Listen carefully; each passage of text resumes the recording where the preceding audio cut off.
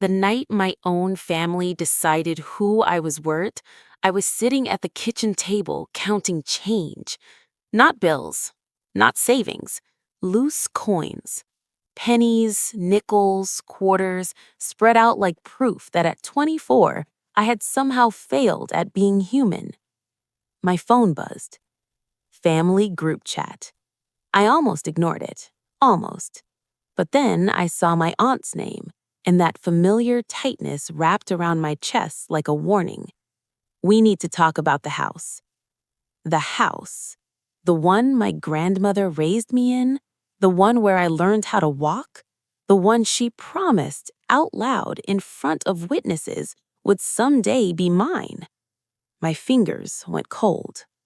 I typed back slowly. What about it? 3 dots appeared, disappeared, appeared again. Then my older cousin replied, "It's been decided." Decided. Funny how decisions are always made when the person who matters most isn't in the room. Let me rewind a little. My name is Lena. I'm 24 years old, and until 6 months ago, I thought blood meant safety. I grew up being told I was lucky. Your parents work so hard, your family is close, you'll always have us. Except us apparently had conditions. My parents died when I was 17. Car accident. One phone call, 1 second, gone. After that, my grandmother became my whole world. She was sharp, warm, stubborn, and the only person who ever looked at me like I was a burden waiting to happen. She used to hold my hand and say, "Lena, this house will be yours one day. You're the only one who stayed." And I did stay. I skipped parties to take her to doctor appointments. I worked part-time while going to college to help with groceries. I slept on the couch during her bad nights so she wouldn't wake up alone. Everyone else visited on holidays. Everyone else smiled for photos. Everyone else disappeared when things got hard. So when she passed away last winter, I thought at least one thing in my life would stay solid. I was wrong. The message thread exploded. The house is too valuable to give to one person. You're still young, you'll figure something out. We agreed to sell it. Sell it? My throat burned. Grandma left it to me, I typed. She told you that. My uncle finally responded. There's no updated will. I stared at the screen, heart pounding. What do you mean, updated? Seconds passed.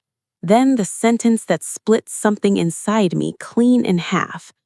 The will was changed last year. I felt dizzy. Changed? No, she would have told me. She told me everything. I stood up too fast, chair scraping loudly against the floor, and suddenly the kitchen felt too small to hold my breath. Who changed it? This time, no one answered right away. And in that silence, I understood something terrifying. They hadn't forgotten me. They had planned around me. The meeting happened 3 days later. Everyone sat in the living room that used to smell like my grandmother's lavender lotion. Now it smelled like coffee and calculation. My aunt crossed her legs, polished and calm. My cousin avoided my eyes. The lawyer cleared his throat. The property has been divided equally among surviving heirs. Equally. That word felt like a joke. I laughed once, sharp, ugly, involuntary. I lived here, I said. I took care of her. My uncle sighed. Don't make this emotional, Lena. Emotional. As if love were a flaw. As if loyalty were embarrassing. As if grief were inconvenient. They offered me a check, a fraction of what the house was worth. Take it, my aunt whispered. Be grateful. Grateful. For being erased? For being replaced by signatures and smiles and quiet backroom conversations? I took the check, not because I accepted it, but because something inside me had gone very, very still. That night, I lay awake in my childhood bedroom for the last time. Boxes half-packed, walls bare. And I realized something that scared me more than being alone. They thought I was weak. They thought I was the girl who stayed quiet, who swallowed disappointment, who would walk away quietly with whatever scraps they handed her. They didn't know what I'd learned growing up with nothing but survival instincts and a woman who taught me how to watch people carefully. They didn't know I remembered every conversation, every name, every detail. And most importantly, they didn't know I wasn't done listening. As I closed my eyes, one thought settled into my chest like a promise. They took my past. I would take their future. I didn't cry when I left the house. That surprised me.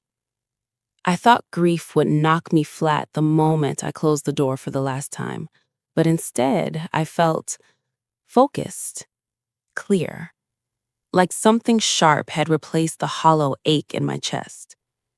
I moved into a tiny studio across town. One window, peeling paint, a radiator that hissed like it hated me. It was perfect. No memories, no ghosts, no voices reminding me who I used to be. At night, I unpacked my boxes slowly, deliberately. Every item went where I could see it. Control mattered now. Order mattered. Because chaos had already been done to me, and I was done being surprised.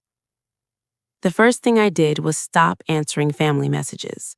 No arguments, no explanations, no emotional speeches begging for fairness. Silence makes people careless. I knew that because my grandmother taught me. People show their truth when they think you've stopped watching, she used to say. So I watched, from the outside. I updated my resume. Not because I needed a job, I already had one, but because I needed leverage. I worked in compliance for a mid-sized financial firm. Not glamorous, not powerful on paper, but compliance sees everything. Every document, every signature, every small mistake people hope no one notices. And my family loved mistakes. My uncle ran a construction company. My aunt managed the books. My cousin handled logistics. They were proud of how clever they were, proud of how often they bent rules without snapping them. They used to joke about it at family dinners. I remembered, so I started remembering harder. Late one night, I pulled out the old laptop my grandmother kept hidden in her closet. No one else knew about it. I did. She used it for emails she didn't trust anyone else to see. Medical records, personal notes, things she was afraid might disappear. My hands trembled as I turned it on. The password came back to me instantly. My birthday. The screen lit up, and there it was. A folder labeled Lena, important. My breath caught. Inside were scanned documents, emails, notes written in my grandmother's shaky handwriting, and something else, a draft of a will. Not finalized, but clear, explicit, undeniable. I leave the house to my granddaughter, Lena. My chest tightened so hard it hurt. Below it was a note, dated 6 months before she died.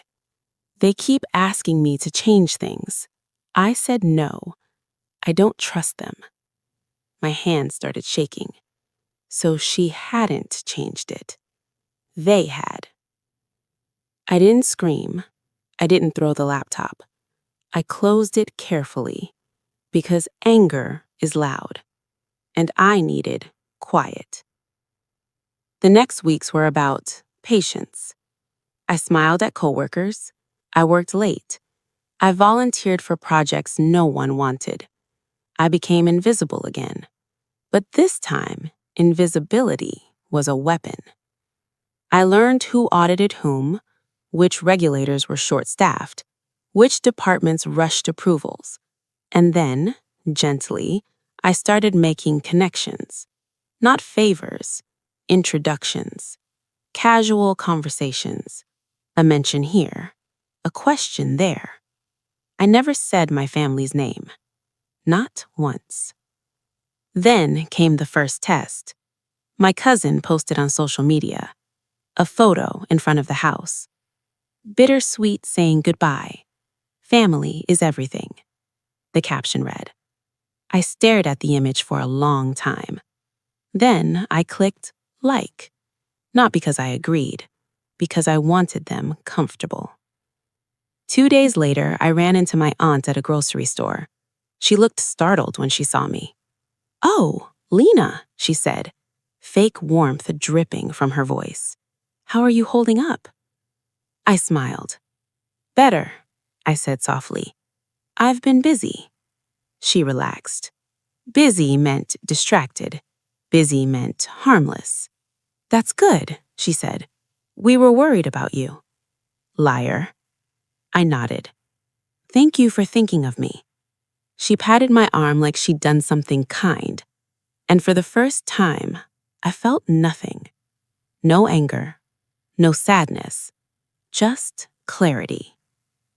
That night, I opened a new document on my laptop. I titled it Timeline. I wrote everything. Dates, conversations, emails I remembered, jokes that weren't jokes. I cross-checked public records, property fillings, permit approvals, business registrations. Patterns emerged quickly, too quickly. And when I found the first inconsistency, the one small number that didn't match, I exhaled slowly.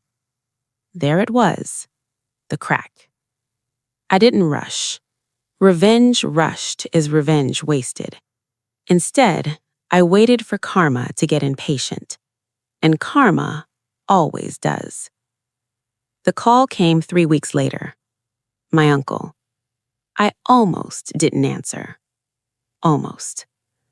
Lena, he said, voice strained. We need to talk.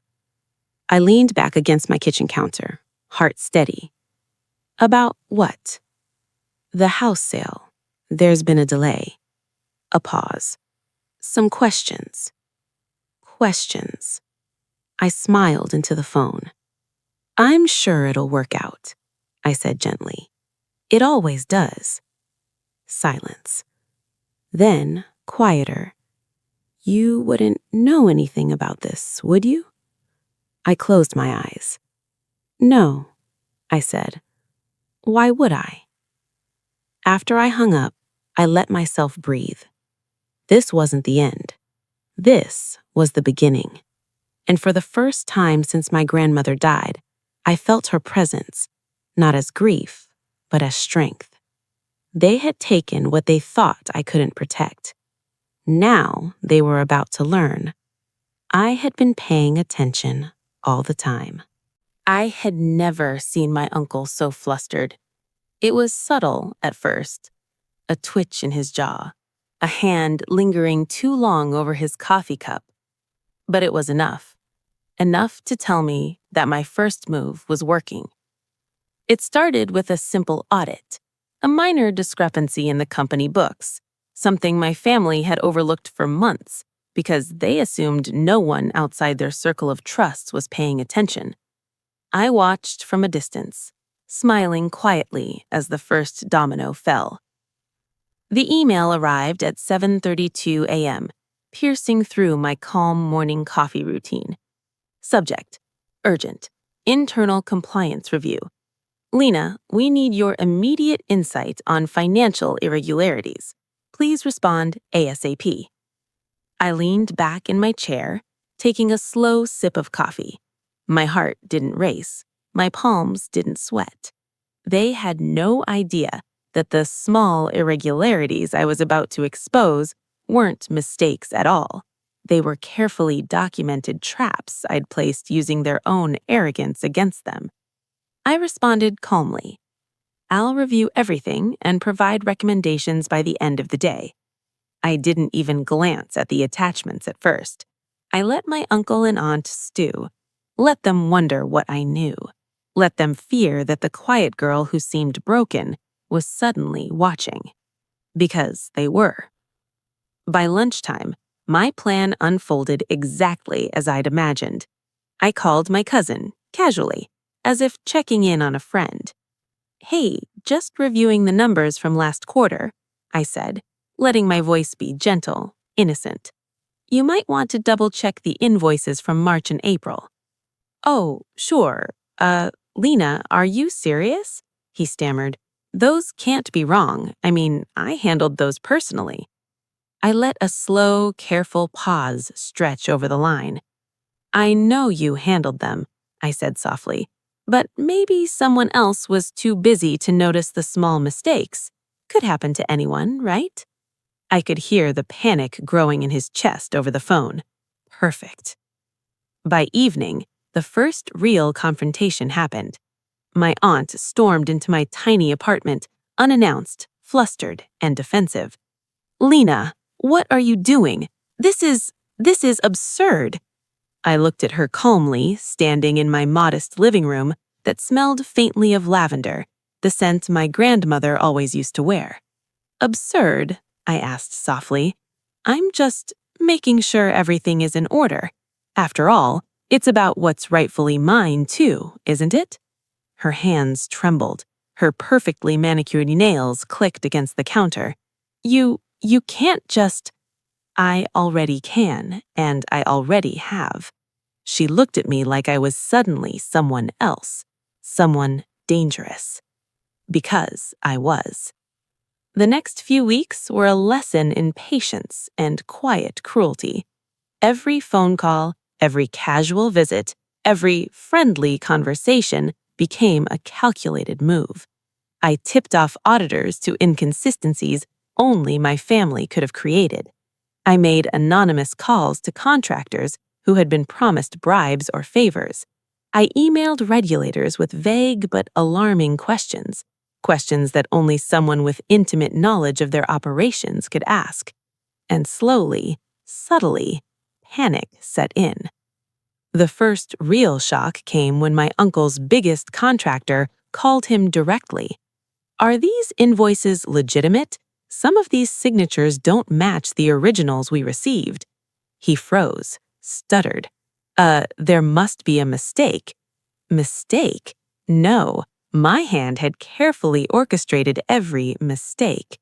By the time he realized I had engineered it all, it was too late. Contracts delayed, payments frozen, auditors asking questions no one could answer. The man who had once told me to take the check and be grateful was trembling in a conference room, trying to explain why his empire was unraveling around him. And I watched, quietly. Because this wasn't just about money. This was about recognition, about proving that loyalty and hard work mattered more than greed and entitlement, that the girl who had been ignored, mocked, and erased had the power to see everything, remember everything, and act with precision. I didn't gloat, not yet. I simply observed as karma worked its way through every crooked deal, every lie, every tiny betrayal. The final touch of Part 3 came unexpectedly during a casual family gathering that I had accidentally been invited to.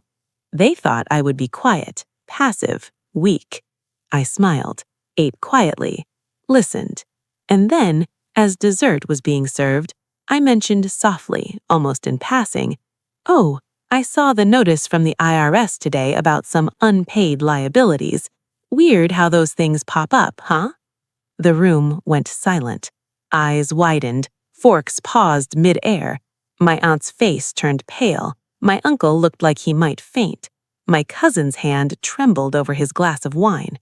I sipped my coffee slowly, smiled. Because in that one moment, they realized that the quiet girl who had been wronged wasn't just watching, she was taking action. And as I left that night, walking past the house that had been stolen from me, I felt a warmth that had nothing to do with revenge itself. It was satisfaction. The first wave of justice had landed, and it had landed beautifully. They had underestimated me, ignored me, erased me. And now the consequences were their own doing. The house sold in silence. No celebration, No smiling photos, no proud announcements online. Just paperwork, closed doors, and the kind of tension that sits heavy in the air, like guilt no one wants to name. By the time the sale finalized, my uncle's business was under full investigation. Accounts frozen, contracts suspended. His voice, once loud and confident, now sounded small every time he left me a voicemail. My aunt stopped wearing makeup. My cousin stopped posting online. And for the first time, no one in my family slept easily. They called me in stages. First, politely. Lena, can we talk? Let's clear misunderstandings. We're still family. Then, desperately. We're under pressure. This is getting serious. You don't want to ruin lives. I never raised my voice, never insulted them, never admitted to anything. I only said one thing. I just want the truth. And the truth terrified them. The final meeting happened in a law office downtown. Neutral ground, cold lighting, no family photos on the walls. Just facts. They sat across from me like strangers. My uncle looked older than I remembered. My aunt's hands shook when she reached for water. My cousin wouldn't meet my eyes at all. The lawyer cleared his throat. New evidence has come to light, he said carefully. Documents, correspondence, and a personal laptop belonging to the deceased. I placed the laptop on the table. My grandmother's laptop. The room went still. There's a draft will, I said calmly. There are notes, and there are emails where you pressured her to change it. My aunt gasped. My uncle whispered, That was private. No, I said softly. That was theft. They tried to explain. They always do. We thought it was fair. You're young, you didn't need it. It was too much responsibility for one person. I listened, truly, and then I said the words I'd been holding for months. I gave her my time, my youth, my loyalty. I slept on the couch so she wouldn't be alone. I stayed when everyone else left. I leaned forward. You didn't think I deserved the house. You thought I wouldn't fight. I smiled gently.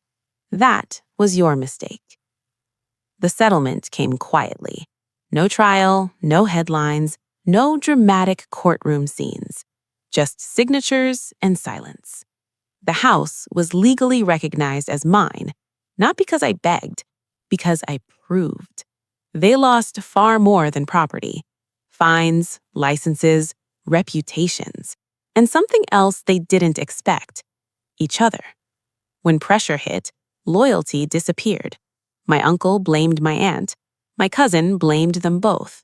They fractured exactly the way they deserved to. Karma doesn't scream. It separates. I walked through the house alone for the first time months later. Empty rooms, sunlight through familiar windows.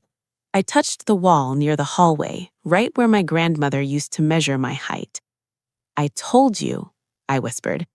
And for the first time since she died, the house felt warm again. People assume revenge changes you into something ugly, but the truth is, it reveals who you already were. I didn't destroy my family. They built their downfall themselves. I just stopped protecting them from it. I sold the house, not because it wasn't mine, but because I was ready to move forward. I used the money to pay off my student loans, to move into a place with big windows and quiet mornings, to start my own consulting firm. Compliance, ethics, accountability. Funny how life circles back. Months later, my phone buzzed. A message from my cousin. I hope you're happy. I stared at the screen for a long moment. Then I typed back, I'm at peace. And that was the truth. Sometimes karma looks like punishment. Sometimes it looks like justice. And sometimes it looks like a young woman in her 20s finally choosing herself after being underestimated her entire life. They thought silence meant weakness. They were wrong.